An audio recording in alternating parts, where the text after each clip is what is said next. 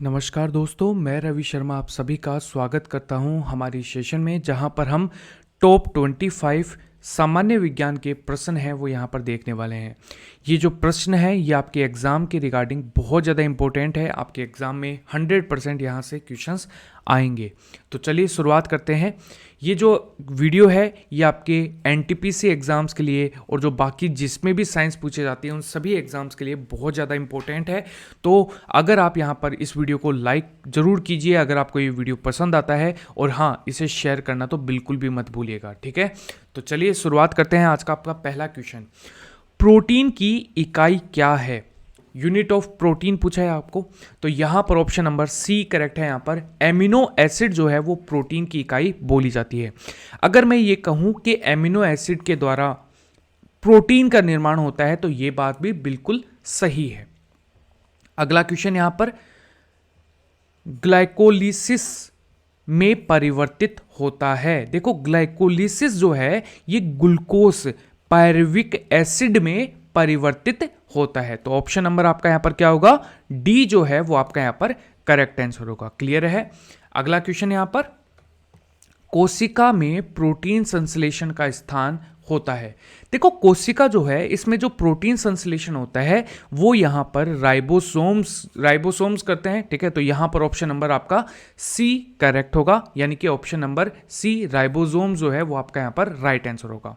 अगला क्वेश्चन यहां पर, किस ताप पर एंजाइम्स अधिक सक्रिय होते हैं? तो यहां पर ऑप्शन नंबर बी करेक्ट होगा। यहां पर 30 टू 40, देखो अप्रोक्सीमेट होता है 30 टू 40, ठीक है, 40 डिग्री सेल्सियस पर, लेकिन आपको एग्जाम में 40 ही करके आना है। क्यों? क्योंकि यहां पर ये 30 से अबव होता है, ठीक है। अगर मान लो एग्जाम में 35 आ जाए तो क्या हो? तो यहां पर 35 भी एग्जाम में हो सकता है, ठीक है। तो यानी कि बीच वाला आपको करना है, वहां पर 40 नहीं आएगा, ये चीज गारंटीड है, ठीक है। अगला क्वेश्चन देखिए, आपको पूछा गया है शरीर में अधिकतम ऊर्जा संचय किस पदार्थ के रूप में होती है? तो यहां पर होती है ऑप्शन नंबर डी आपका करेक्ट है, यहां पर वसा के रूप में। देखो, जब आप 1 ग्राम वसा खाते हैं, जब आप 1 ग्राम वसा खाते हैं तो इससे हमें ऊर्जा मिलती है 9.1 कैलोरी।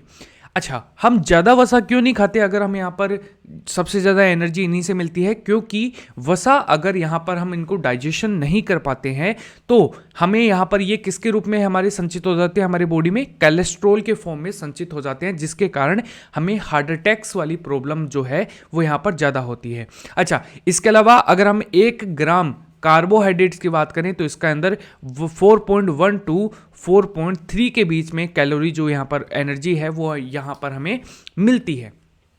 अगला क्वेश्चन, भूखा व्यक्ति शरीर के किस भंडार का प्रयोग सबसे पहले करता है? मान लो आपको एक दिन खाना नहीं मिले, तो यहां पर जिस दिन आपको खाना नहीं मिलेगा ना, लेकिन आपको बॉडी को एनर्जी तो चाहिएगी ना, तो जो एनर्जी लेते हैं आपकी बॉडी उस वक्त, वो कहां से लेती है? तो ये होती है यहां पर आपका बी आपका करेक्ट होगा। यहां पर ग्लाइकोजन की फॉर्म में जो हमने फूड या फिर हमें जो शर्करा जो है यहां पर, ठीक है, उसको संचित किया था ना, इसको ये क्या करेगा? ग्लाइकोजन की फॉर्म है ना, ये ग्लूकोज में परिवर्तित होगी और ग्लूकोज ऑक्सीजन के साथ इसे ब्रेक डाउन करके हमें एनर्जी एटीपी के रूप में हमें एनर्जी दे देगा।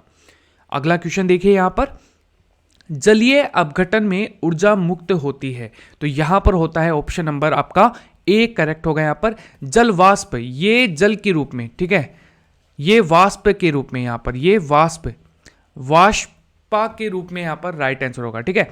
देखो, जलीय अपघटन में ऊर्जा मुक्त होती है तो ये जल वाष्प के रूप में यहां पर ऊर्जा है वो यहां पर मुक्त होती है, ठीक है। या फिर आप यहां पर इसे ऊष्मा के रूप में भी कह सकते हो, ठीक है, यहां पर आप इसे ऊष्मा के रूप में भी आप कह सकते हो, ठीक है। अगला क्वेश्चन देखिए, यहां पर कार्बनिक यौगिकों में विखंडन से ऊर्जा उत्पन्न होती है, तो कार्बनिक यौगिकों में विखंडन के रूप में ऊर्जा होती है, ऑप्शन नंबर सी करेक्ट है, अपचयन। अच्छा, अपचयन की अभिक्रिया क्या होती है? तो बड़े बड़े फूड पार्टिकल्स छोटे छोटे फूड पार्टिकल्स में टूटना ही अपचयन की प्रक्रिया कहलाती है। जैसे कि आप लोगों ने प्रोटीन खाया, अब प्रोटीन जाकर ब्रेक डाउन होंगे किसमें? अमीनो एसिड में। ये सबसे छोटा पार्टिकल्स है जो कि हमारी बॉडी है वो इसको मतलब संचित कर पाती है। तो यहां पर ये जो प्रोटीन है, ये जो टूटने की प्रक्रिया है, इसको हम कहते हैं यहां पर ऑप्शन नंबर सी, अपचयन की प्रक्रिया। अगला क्वेश्चन, बच्चों में रिकेट्स तथा ओस्टियोमेलोसिस। देखो ओस्टियो का मतलब ही होता है हड्डियों की रिगार्डिंग रोग, ठीक है, हड्डियों से रिगार्डिंग रोग होते हैं यहां पर। और यहां पर एक होता है ओस्टोपोरोसिस रोग, जिसमें हड्डियों के अंदर छेद हो जाते हैं छोटे छोटे, ठीक है, खोखली हो जाती है हड्डियां, अगर मैं सिंपल से वर्ड में बात करूं तो। ये है ऑप्शन नंबर डी आपका करेक्ट है, विटामिन।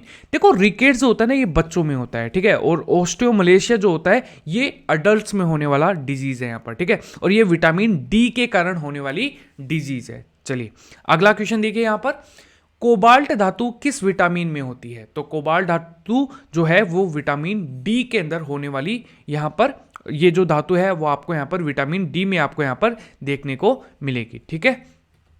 अगला क्वेश्चन, पीत यानी कि बाइल का निर्माण होता है। तो बाइल का निर्माण होता है ऑप्शन नंबर बी करेक्ट है, यकृत में, यानी कि हमारे लीवर में बाइल का जो निर्माण है वो आपको यहां पर देखने को मिलता है। अच्छा बाइल, अगर मान लो बाइल जूस अगर ज्यादा बन जाता है तो ये कहां पर संचित होता है? तो ये यहां पर गोल ब्लेडर में, कहां पर? गोल ब्लेडर के अंदर संचित होता है। आप लोगों ने एक डायग्राम देखा होगा, जैसे कि मान लो ये आपका लीवर है, ठीक है, यहां पर एक डक्ट जाती हुई है और यहां से ये इस तरीके से यहां पर आपका ये गोल ब्लेडर लगा हुआ रहता है, जिससे यहां पर एक थैलीनुमा संरचना रहती है। इसके अंदर जब भी कोई बाइल जूस ज्यादा बनेगा तो इसके अंदर जाकर संचित हो जाएगा, ठीक है।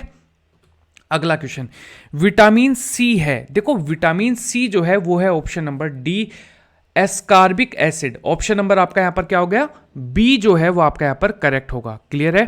अगला क्वेश्चन देखिए यहां पर, विटामिन ए का उत्कृष्ट स्रोत है। यहां पर विटामिन ए का उत्कृष्ट स्रोत है ऑप्शन नंबर ए, गाजर जो है वो आपका यहां पर राइट आंसर होगा। तो गाजर जो है यहां पर वो आपका यहां पर राइट आंसर है। अच्छा यहां पर देखो ये जो शहद है ना, इसके अंदर यहां पर प्रकृति का सबसे मीठा स्रोत पाया जाता है, जिसको हम बोलते हैं फ्रक्टोज। क्या बोला जाता है? फ्रक्टोज बोला जाता है, ठीक है। तो ये भी इंपॉर्टेंट क्वेश्चन बन सकता है। कार्बोहाइड्रेट का पाचन होता है। देखो कार्बोहाइड्रेट का जो पाचन होता है वो होता है ऑप्शन नंबर डी, एमाइलोप्सिन जो है, एमाइलोप्सिन के द्वारा यहाँ पर इसका जो यहाँ पर पाचन है वो यहाँ पर होता है, ठीक है। तो ये भी बहुत इंपॉर्टेंट क्वेश्चन है यहाँ पर। अच्छा एग्जाम में अगर पूछा जाए कि कार्बोहाइड्रेट का जो पाचन है ये कहाँ से स्टार्ट होता है, तो ये हमारे माउथ, हमारे मुंह से इसका जो स्टार्ट है वो यहाँ पर होता है, ठीक है। तो ये भी इंपॉर्टेंट है। अगला क्वेश्चन, दांत, खरगोश के जो दांत होते हैं वो यहां पर इनमें से किस प्रकार के दांत होते हैं? तो ये होते हैं ऑप्शन नंबर सी करेक्ट है, यहां पर थीकोडोंट होते हैं। कितने कौन से होते हैं? थीकोडोंट। अच्छा मनुष्य के कैसे होते हैं? होमोडोंट होते हैं, ठीक है, नाम से आपको पता लग रहा होगा, होमोडोंट। अगला क्वेश्चन, वायरस को सजीव कहा जाता है। क्यों कहा जाता है वायरस को सजीव? क्योंकि वायरस जो है ये संख्या में बढ़ सकते हैं। अगर उनको एक कंफर्टेबल जगह मिले तो वो यहां पर अपनी संख्या को बढ़ा सकते हैं, इसीलिए वायरस जो हैं ये सजीवों के अंदर काउंट होते हैं, ठीक है। अच्छा मैं आपको एक चीज बताना भूल गया, यहां पर जो होमोडोंट होते हैं ना, इनका मतलब क्या होता है? होमोडोंट का मतलब होता है जिनके अलग अलग दांत, यानी कि बहुत सारे दांत होते हैं, हमारे आपको पता है 32 दांत होते हैं, और ये 4 प्रकार के दांतों में कन्वर्ट हो जाते हैं। कितने? 4 प्रकार के दांतों में कन्वर्ट हो जाते हैं। तो यहां पर हमारे अलग अलग तरीके की चीजें करनी जो होती हैं ये हमारे अलग अलग प्रकार के जो दांत है वो करते हैं, यानी कि पीसने का काम कोई और दांत करता है, कट करने का कोई और दांत करता है। तो ये इस तरीके से डिवाइड किए गए हैं, ठीक है। अगला क्वेश्चन, निम्नलिखित में से क्या एक तिलहन है यहां पर? तो यहां पर जो राइट आंसर होगा ये है ऑप्शन नंबर डी, राई जो है ये तिलहन के रूप में यहां पर आपको देखने को मिलती है। तो इंपॉर्टेंट क्वेश्चन यहां पर, वायरस रोग, वायरस से होने वाली डिजीज का नाम यहां पर क्या है? ये है इन्फ्लुएंजा। तो इन्फ्लुएंजा जो है यहां पर ये वायरस के अंदर, वायरस के कारण होने वाली डिजीज है यहां पर, ठीक है। अच्छा यहां पर डिप्थीरिया आपको दिया हुआ है, ठीक है। तो डिप्थीरिया जो है यहां पर, ठीक है, ये यहां पर जो आपका डिप्थीरिया नामक जीवाणु है यहां पर, ठीक है, बैक्टीरियम डिप्थीरिया नामक जो जीवाणु है इसके कारण होने वाली डिजीज है यहां पर, ठीक है। और यहां पर आप सभी जानते हैं टीबी जो है यहां पर, ठीक है, टीबी जो है यहां पर, ठीक है, इससे बचने के लिए हमें जो टीका लगाया जाता है वो है डीपीटी का टीका, डीपीटी का टीका यानी कि डिप्थीरिया पिटेसिस टिटनेस का टीका जो है वो हम यहां पर लगाते हैं। अगला क्वेश्चन, वायरस होते हैं तो वायरस जो है ये यहां पर ऑप्शन नंबर बी अकोशिकीय है, ठीक है, क्या होते हैं अकोशिकीय यानी कि ये आरएनए का बना होता है, ठीक है, आरएनए के बने होते हैं, ठीक है, ये भी इंपॉर्टेंट क्वेश्चन है यहां पर, ठीक है।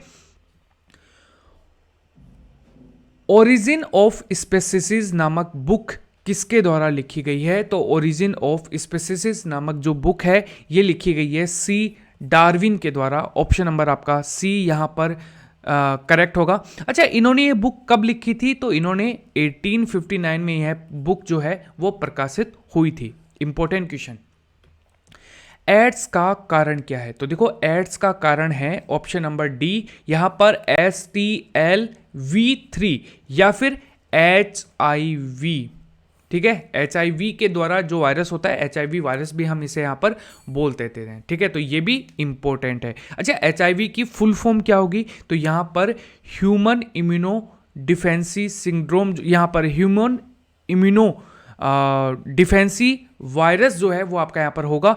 एड्स का क्या होगा? यहां पर इम्यूनो डिफेंसी सिंड्रोम होगा, ठीक है, यहां पर इम्यूनो डिफेंसी सिंड्रोम जो है वो यहां पर इसका जो फुल फॉर्म है वो यहां पर आपको देखने को acquired immuno डिफेंसी syndrome, acquired immuno डिफेंसी syndrome होगा, ठीक है। देखो ग्वेटर तथा थायराइड ग्रंथि अस्वाभाविक वृद्धि निम्नलिखित में इसके कारण से होती है।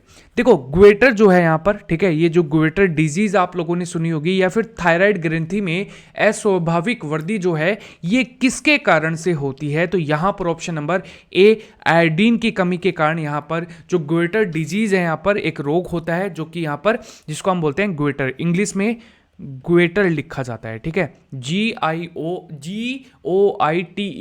ग्वेटर, ठीक है। और थायराइड ग्रंथि, थायराइड ग्लैंड जो होती है जो कि हमारे कहां पर पाई जाती है? चलो आज के आपके लिए पहला क्वेश्चन है, थायराइड जो ग्रंथि है वो हमारे शरीर में कहां पर पाई जाती है? ऑप्शन नंबर ए करेक्ट होगा। अगला क्वेश्चन देखो यहां पर बैक्टीरियोफेज क्या है? बैक्टीरियोफेज देखो क्या है, ये है वायरस जो विषाणुओं का भक्षण करते हैं। ये वायरस जो होते हैं ये विषाणुओं का क्या करते हैं? भक्षण करते हैं। तो ऑप्शन नंबर आपका ए जो है वो आपका यहां पर करेक्ट होगा। क्लियर है। अगला क्वेश्चन, निम्नलिखित में से किसमें वास्तविक यानी कि ट्रू केंद्रक नहीं पाया जाता है? तो ये होता है ऑप्शन नंबर डी, जीवाणु जो है वो आपके यहां पर राइट आंसर हो गए। इनके अंदर यहां पर जो वास्तविक केंद्रक है यानी कि जो यहां पर ट्रू न्यूक्लियस है यहां पर वो आपका नहीं पाया जाता है, ठीक है, तो ये इंपॉर्टेंट चीज यहां पर हो सकती है। आज का हमारा आखिरी क्वेश्चन है यहां पर, उपापचयी एंजाइम्स यानी कि मेटाबॉलिक एंजाइम्स अनुपस्थित होते हैं? तो यहां पर ऑप्शन नंबर राइट आंसर होगा ऑप्शन नंबर सी, विषाणुओं में। कहां पर? विषाणुओं में जो है ये अनुपस्थित होते हैं। देखिए गाइस, अगर आपको ये वीडियो अच्छा लगता है तो प्लीज प्लीज प्लीज वीडियो को लाइक और यहां पर शेयर जरूर कीजिए।